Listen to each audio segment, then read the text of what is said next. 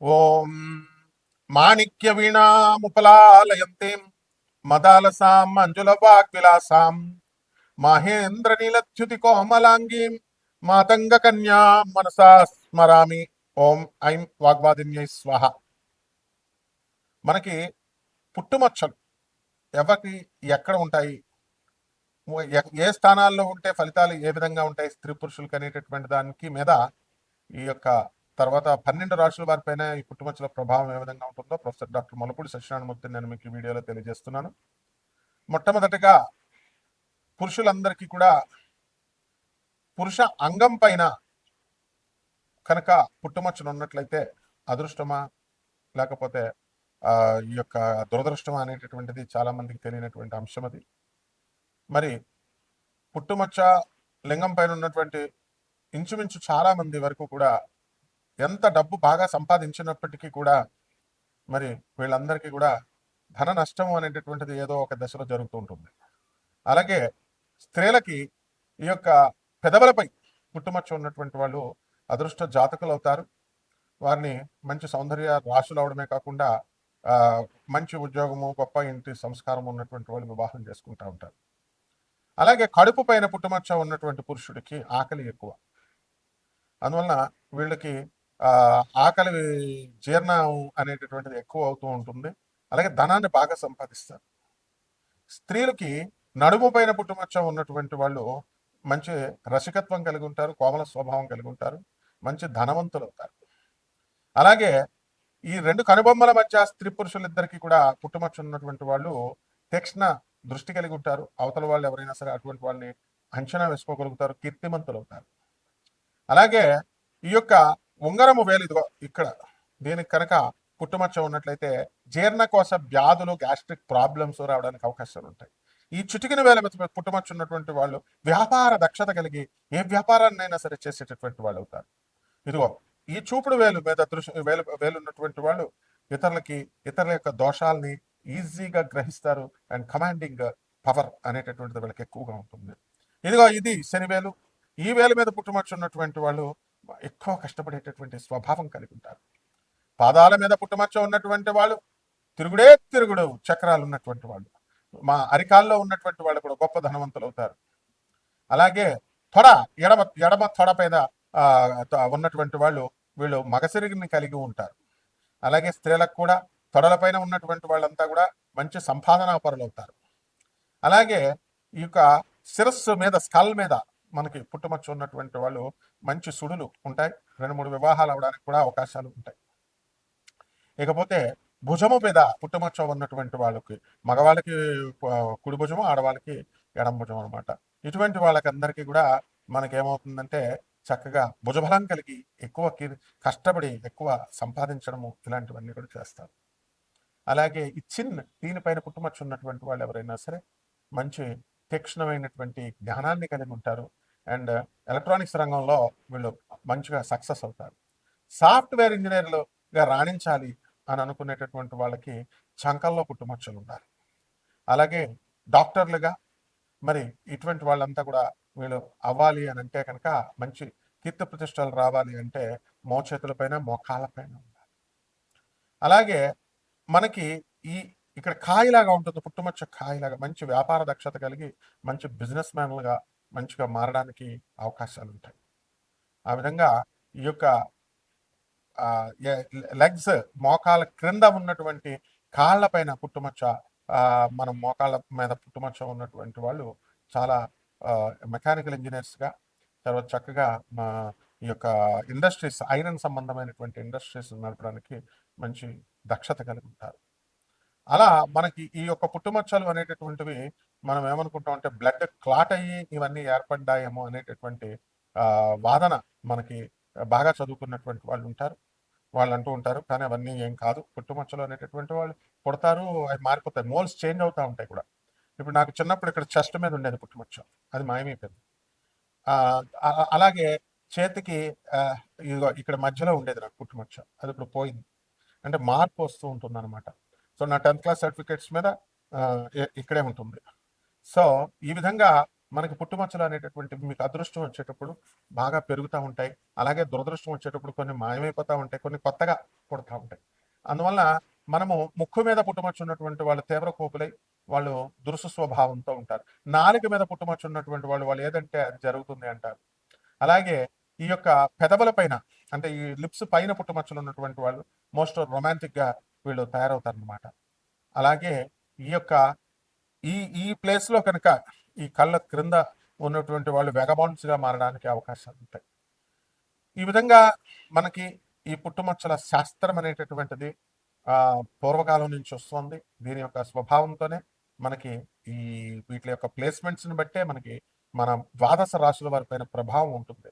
Doctors గా చదువుతున్నటువంటి వాళ్ళు చాలా మంది నా స్టూడెంట్స్ మరి ఈ యొక్క హస్తరేఖలు చూసి చెప్పండి సార్, పుట్టుమచ్చలు చూసి చెప్పండి సార్ అని అడిగే వాళ్ళు చాలా మంది ఉన్నారు.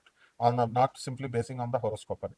కాబట్టి మోడర్న్ సైన్స్ ని ఏన్షియంట్ సైన్స్ ని బ్లెండ్ చేసి మేము ఆధునిక మోడర్న్ సైన్స్ ని బ్లెండ్ చేసి చెప్తాం. కాబట్టి మీకు ఎవరికైనా సరే నాన్ కమర్షియల్ ఆస్పెక్ట్స్ తో మేము ఈ యొక్క రాశి ఫలాలను చెప్తున్నాం. దాని ద్వారా మీరు పూర్తి జాతకం తెలుసుకోవాలనుకునేటటువంటి వాళ్ళు మమ్మల్ని సంప్రదించవచ్చు. సింహరాశి. ఈ సింహరాశి గారు వారికి అందరికీ కూడా సింహభాగం అంటామండి. సింహభాగం అంటే ఏంటంటే మెయిన్ భాగం. ఆ మెయిన్ పార్ట్స్ లో ముఖ్యంగా శిరస్సు, మర్మాంగాలు, తర్వాత వక్షోజాలు, ఈ మూడు యొక్క స్థానాల్లో కనుక ఎవరికైనా సరే పుట్టుమచ్చలు ఉంటే వీళ్ళు సింహరాశిలో కేటగిరీలోకి వస్తారు. ఏదైనా సరే స్థలం, రోడ్డు మీద స్థలము, వెనకాల స్థలం తీసుకుంటుంటే సింహభాగం నాకు ఇవ్వండి అంటారు. అలాగే పాండవులందరూ భోజనాలు చేసుకుంటుంటే భీముడు బాగా భోజనం ఎక్కువ తింటాడు కాబట్టి సింహభాగం నాకు ఉంచండి అంటాడు. అంటే అర్థం కాదు జనానికి ఎక్కువ భాగము మెయిన్ భాగము అని. కాబట్టి ఉన్న భాగాలే 10-15 ఉంటాయి, ఇంకా సింహభాగాలు 3 కాకపోతే ఇంకే ఉంటాయి. కాబట్టి సింహరాశి వారికి అందరికీ కూడా మగవాళ్ళకి మరి వీటితో పాటు పిరుదుల పైన, తొడల పైన ఎక్కడైనా సరే వీళ్ళకి 2 పుట్టుమచ్చలు కనుక వచ్చినట్లయితే వీళ్ళ యొక్క రాశి సింహరాశి అవుతుంది. కేవలం తొడల మీద ఒక రకమైనటువంటి పుట్టుమచ్చలే కాదు, నల్ల పుట్టుమచ్చలే కాదు, ఎర్ర పుట్టుమచ్చలు కూడా ఉంటాయి అన్నమాట. మెయిన్ గా సెలబ్రిటీస్ అయినటువంటి వాళ్ళు, అలాగే మంచి అడ్మినిస్ట్రేటివ్ క్వాలిటీస్ ఉన్నటువంటి వాళ్ళంతా కూడా ఈ యొక్క తొడల మీద ఉంటాయన్నమాట. అందుకే బాలకృష్ణ గారు బాలయ్య బాబు తొడ కొడితే ట్రైన్ కదిలిపోతుంది అన్నట్టు సినిమాల్లో చూపిస్తారు. తొడ కొడతావా అని అంటారు అనమాట. సో సింహరాశి వాళ్ళకి ఎక్కువ అలవాటు ఏంటంటే తొడ కొట్టడం అలవాటు, లేకపోతే నేర్చుకోవాలి మీరంతా కూడా. అంటే అంత గొప్ప లక్షణాలు మీకు ఉన్నాయన్నమాట.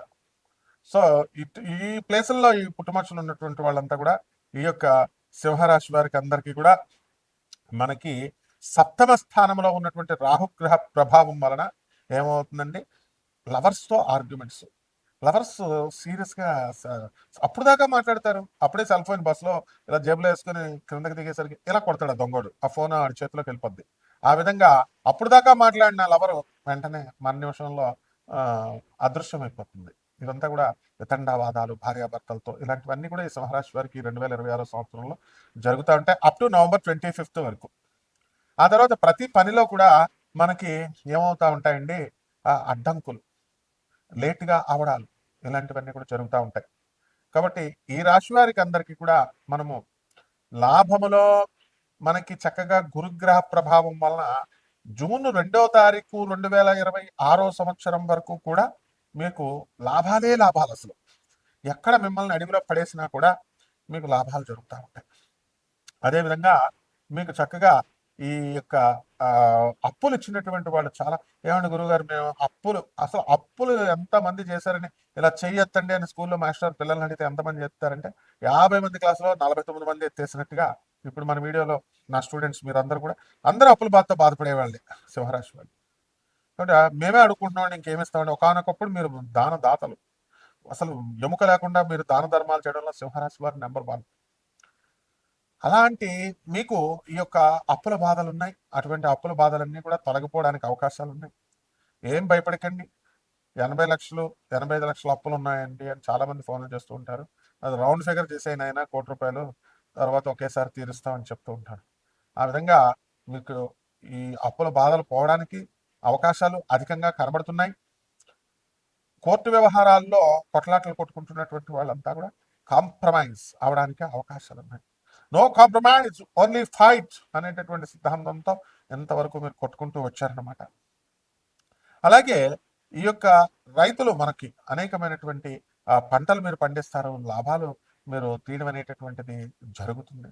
టమాటాలు, వంకాయలు ఇలాంటివన్నీ కూడా మంచి రేట్లు రావడానికి అవకాశాలు అధికంగా కనబడుతున్నాయి. అలాగే ఈ యొక్క రాశి వారికి అందరికీ కూడా మనకి స్థలాలు కొంటారు, ఇళ్ళు కొనడాలు, స్థలాలు కొనడాలు ఇలాంటివన్నీ చేస్తారు. ప్రాపర్ డాక్యుమెంటేషన్ అనేటటువంటిది సరిగ్గా చూసుకోవాల్సినటువంటి అవసరం ఉంటుంది. అలాగే చేసేటటువంటి ప్రతి పనిలో మీ వెనక ఒకడు మిమ్మల్ని మోసం చేయడానికి తిరుగుతూ ఉంటాడు, జాగ్రత్త అని మీకు పదే పదే మీ అంతరాత్మ మీకు చెబుతూ ఉంటుందన్నమాట.